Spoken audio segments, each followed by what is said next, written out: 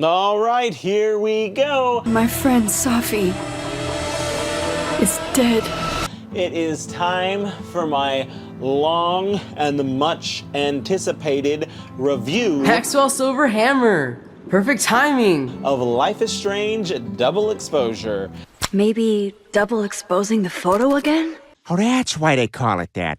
And so I have done many reviews on my channel before of Life is Strange content, along with general story-based game content. And so this will be very similar in that vein. With Life is Strange content in particular, I judge them on 3 major categories, and that is art, music, and story. I'm sorry, Chloe. I'm so sorry. I loved her so much. How can she be dead? What kind of world does this? Who does this? And so if you go back and dig through the history of my channel, you'll find my review of Life is Strange 2, where I judged it on the same 3 criterias, and you'll find my review of Life is Strange True Colors, where I judged it on the same 3 criterias. I did do a review of Life is Strange 1, but I have since taken it down as I would like to revisit that topic at a later date. Maybe something I can do as a follow-up to this double exposure stuff that I'm doing.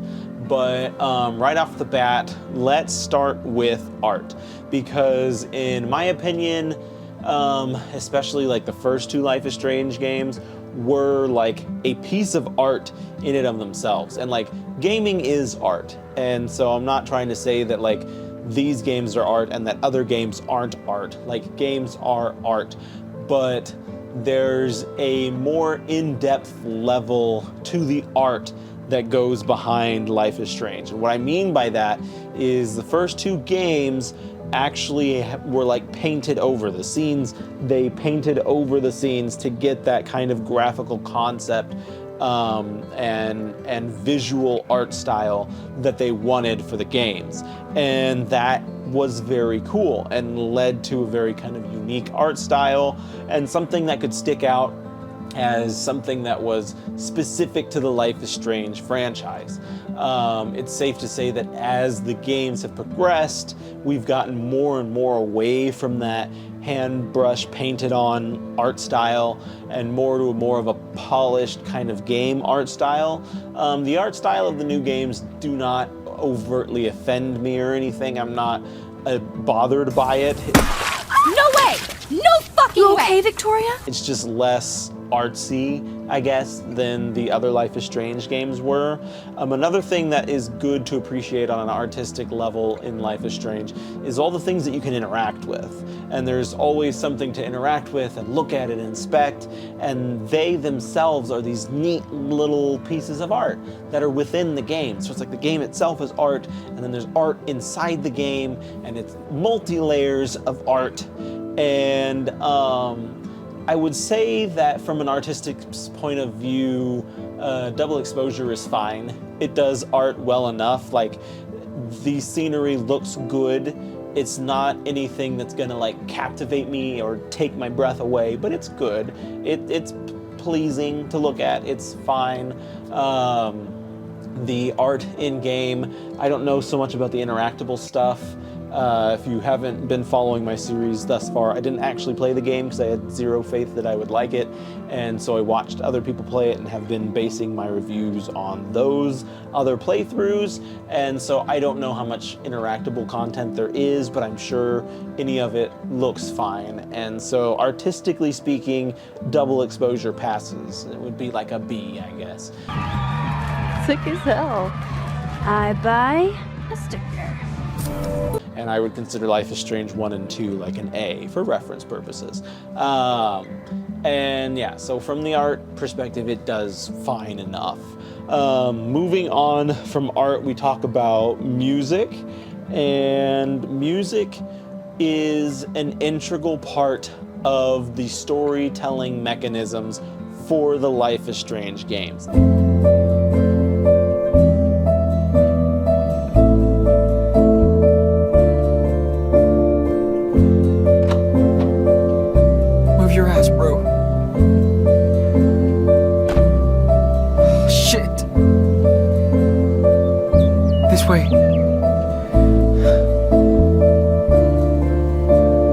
They use music to such a powerful and meaningful effect that it's absolutely something that you have to get right in order for the game to feel like a Life is Strange game. Going back to the first two games, which I consider to be the quintessential standards of what a Life is Strange game should be, going back to those two games, there's tons of scenes where the music drives the emotions and the power behind the scene more so than the dialogue or the scenery or anything else. The music provides that foundation for the scene to exist on. And there's so many excellent examples of when they do this in the first two games. Max, there was no eclipse scheduled today. I would know. I would.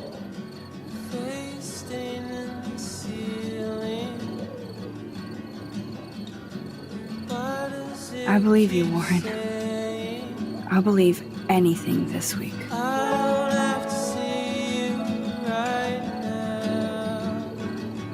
And also what it does is it allows the overall storytelling of the Life is Strange franchise to feel unique and to feel like its own thing. It really, in my mind, feels more so like I'm experiencing a TV show than playing a game or watching a movie. And it's very unique in that way, that it is a game where I make choices and it's story driven, but the overall storytelling and the motions behind the scenes can be and often are motivated and driven by the music. And like I said, it just gives off a very awesome vibe of television. Again, the first two games did this excellently.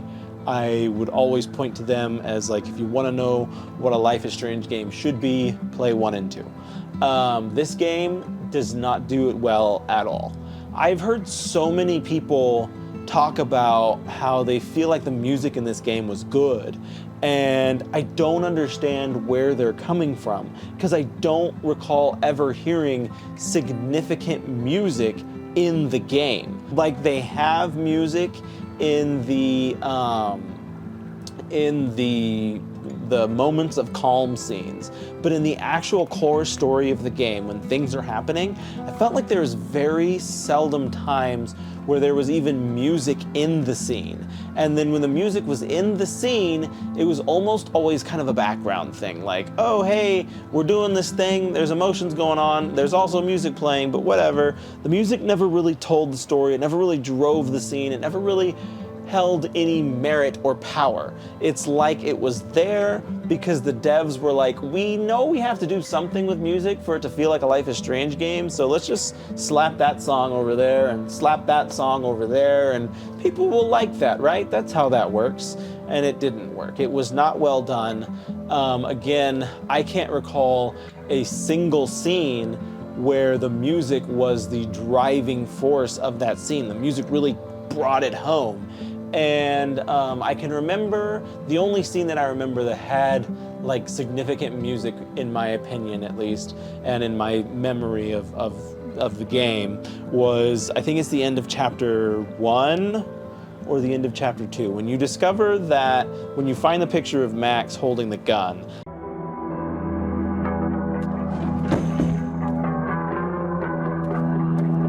What is this?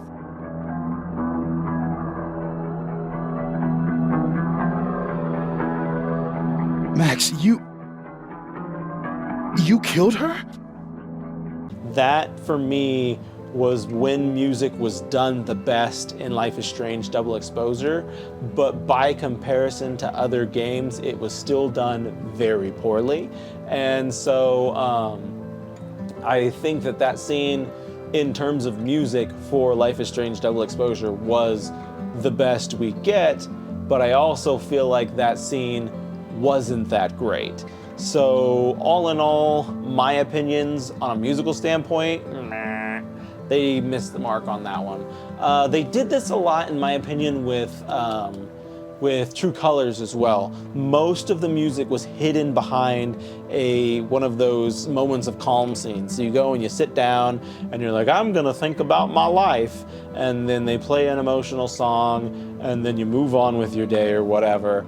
And like the classic 2 games almost never hid music behind those scenes. Those moments of calm scenes, they might have like the game's like ambient soundtrack to them, that was a powerful thing too. Like just the game soundtrack alone was powerful enough to tell the story. Now it's like, I don't have licensed tracks that are powerful. I don't have an ambient track that's powerful. I ain't got nothing. Can you get me out of here? Got nothing to talk about. My friend Safi is dead. So no, in my opinion, and I will stand firmly on this, it was a hard pass and a big miss, musically speaking, for Double Exposure. And so we're gonna say artistically, they get a pass, and musically, they're down in the dumps. So that's 2 out of the 3 major things that I judge Life is Strange by. Let's dive into the story, which really should be, I don't consider any one of these 3 things bigger than the other just because it's nice to have multiple angles to approach a project from. But realistically speaking, with a narrative-driven game, the story kind of is the most important part of it. And so if they can't get that right, there's a problem.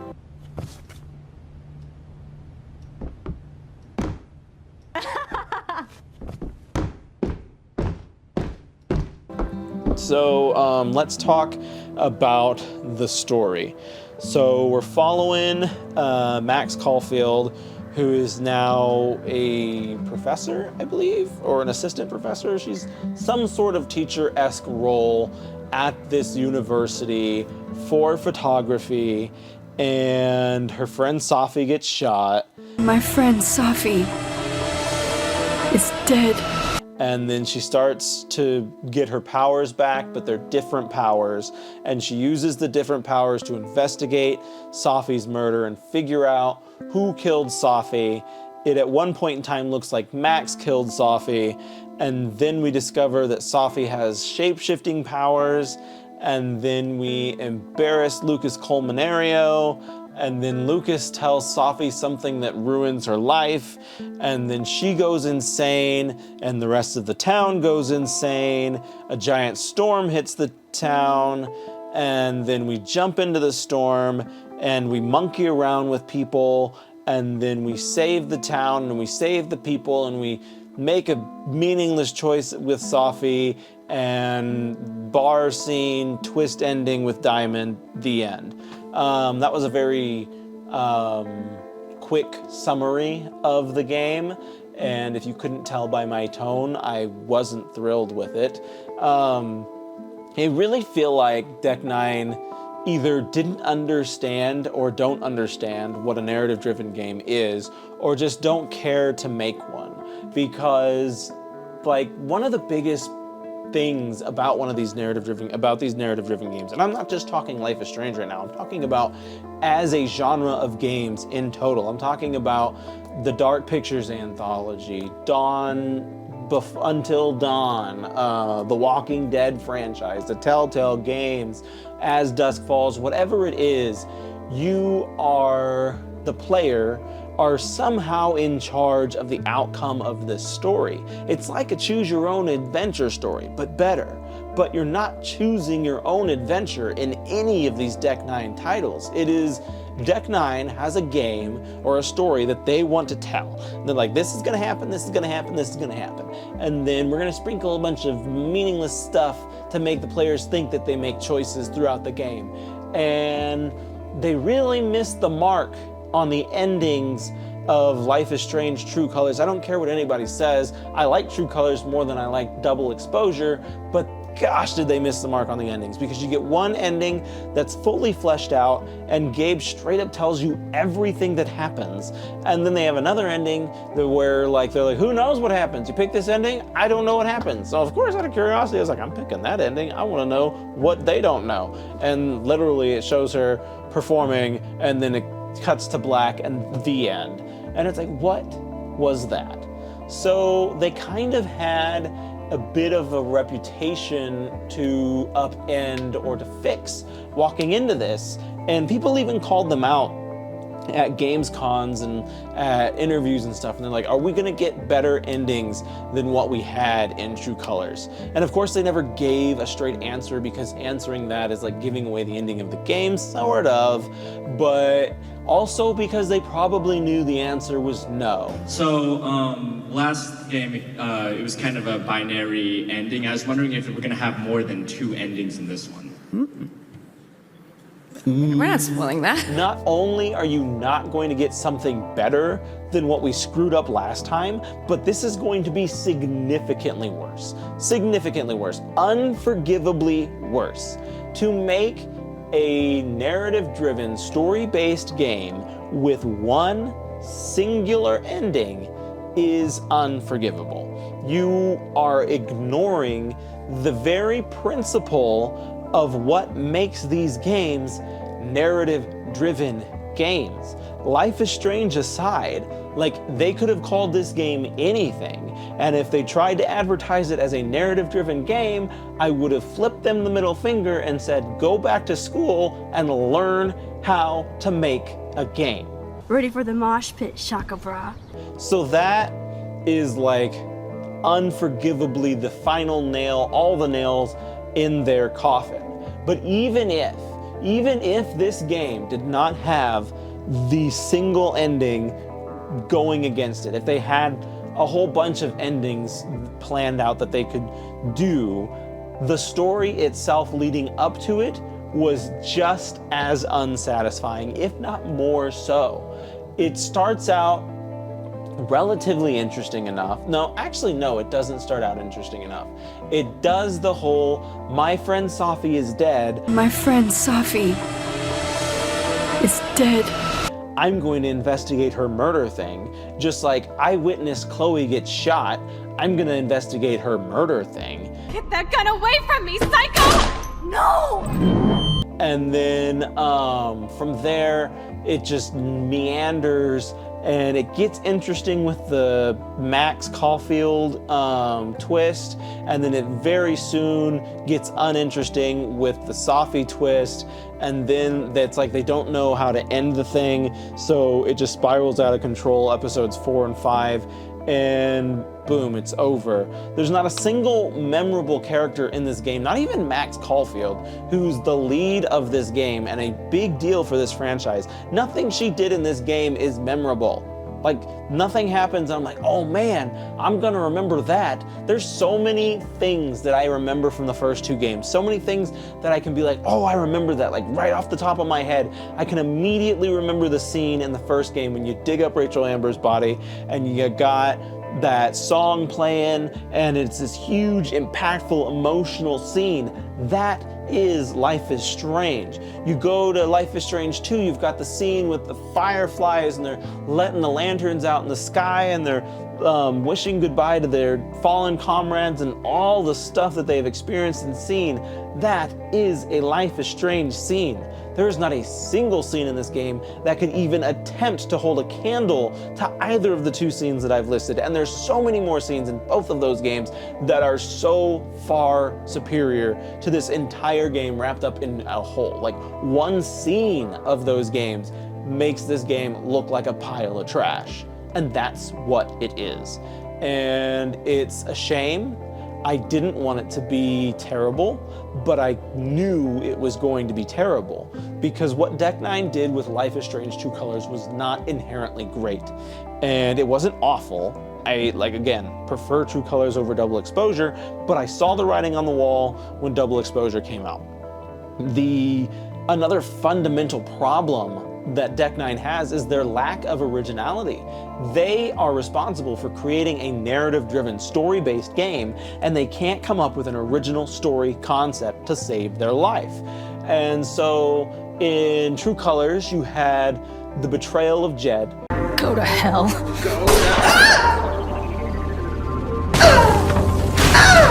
Which was a copy and paste of the betrayed teacher from Life is Strange 1. And then in this game, you have investigating dead best friend. My friend Safi is dead. which is the entire premise of the first game. And then, don't even get me started on the absolute crime that is how they handled Chloe Price in this game. Like, But Max Caulfield, don't you forget about me. There's enough information about that I don't need to dwell for very long on it. I will say this much. I am somebody who chose to romance Warren over Chloe. I was not a huge Chloe fan. I thought she was kind of toxic, and I sacrificed her over Arcadia Bay. However, I can 9,000% understand and agree with the frustration of the fans who liked Chloe when she was completely erased, deleted, and disgraced in this game. Because, like, you can't bring Max back and completely ignore any and all things Chloe. And they're like, well, we're gonna do you justice and we're gonna let you choose your ending, and whatever ending you had will be canon in your game. And it's like, that's fine.